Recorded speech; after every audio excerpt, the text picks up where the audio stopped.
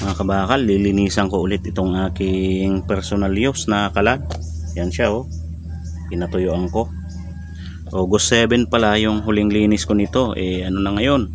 September 12 na. Lampas isang buwan na. So, galin lang natin yung mga karbon sa loob.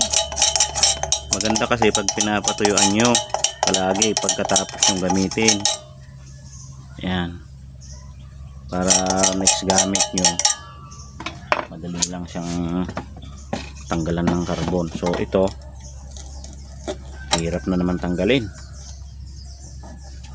Ito kasi ang problema pag matagal na hindi nyo hindi nyo malinisan, matanggal, mahirap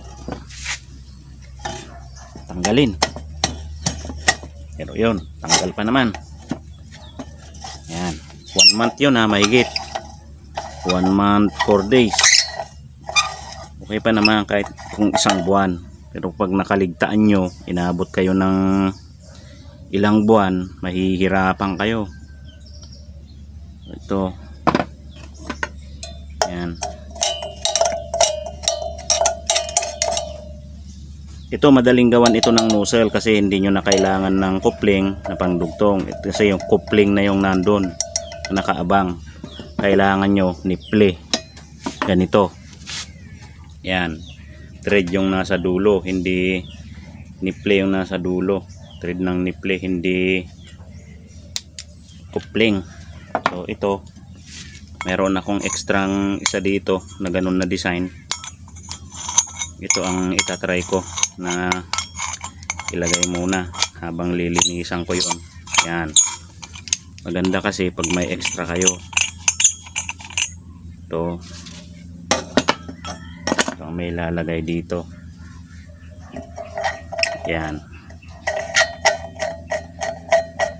kasukat sila. Yan oh. Yan siya. Kailangan kasi dito walang nakatapat na butas doon sa tapat ng oil supply. Butas. Yan, sakto na yan para hindi umangat ang usok. Ngayon meron naman akong extra. So ito, lilinisan. Yan, madali lang linisan ito. So lilinisan ko naman. So hindi pa naman nagbara yung mga butas.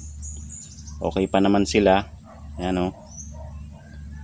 Yan, okay pa naman kasi isang buwan pa lang naman. Kung tumagal kayo dito ng 6 months, medyo liliit na kasi yan eh. So ito, linisan ko to. So ito pwede ko na ulit gamitin kasi may extra ko. Ito abang naman ulit pagka marumi yun, malinis na to, ito naman ipapalit ko doon. Ganun lang kasimple. So paano ito lilinisin mga kabakal, itong ating nozzle? Ganito lang, kung may lagaring bakal kayo, ganyan nyo lang oh. Pero maganda kung may kayo, grinder, tapos lagyan nyo ng bala nung pang flat flat disc, yung may liha, mabilis yun. Pero okay na to, mano-mano. Ganyan lang oh, garing bakal para madaling malinis.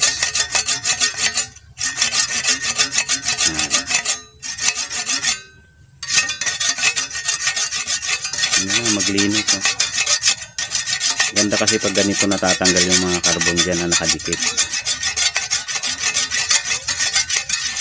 Anything naman na kahit naman, basta yung medyo may talim konti para maano nyo.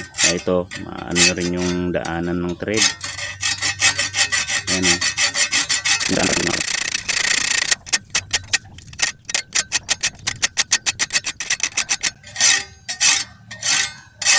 So ayan mga bakal, malinis na ulit oh.